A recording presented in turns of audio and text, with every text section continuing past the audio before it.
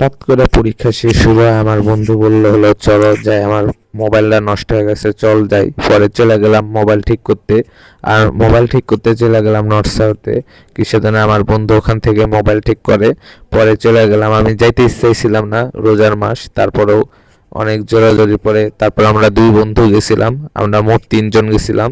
তারপরে যাওয়ার পরে ফোনটা ঠিক করতে গেছিলাম। যাওয়ার পরে আমার কথা বাজতেছে, কিসের জন্য আমার ঠান্ডা লাগছে এর জন্য, আর ভয়েসটা খারাপ হতে পারে। এই তো আমরা লিফট দিয়ে উঠে গেলাম। যাওয়ার পরে এই তো আমরা দোকান দেখতেছিলাম কোন দোকানে যাব।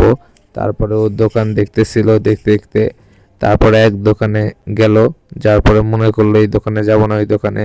তোমরা ভিডিও দেখলেই বুঝবো আমাদের সাথে আজকে কি হয়েছে। আমরা 3-4টা দোকান দেখছি, আমার বন্ধু কোনোটাই পছন্দ হয় না। গ্লাস লাগাবে ফোনের, তাই ওই ফোনে গ্লাসটাই পছন্দ হতেছিল না। তারপরেই তো এক দোকানে গেছে, পছন্দ হয় নাই।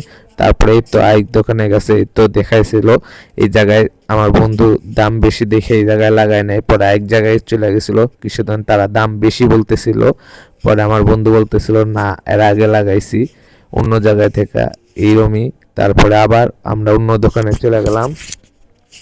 তারপরে এই যে দেখতেই পারতেছি আমরা এই দোকান থেকে বের হয়ে যাব তখন। তারপর কিছু ভিডিও নিতেছিলাম।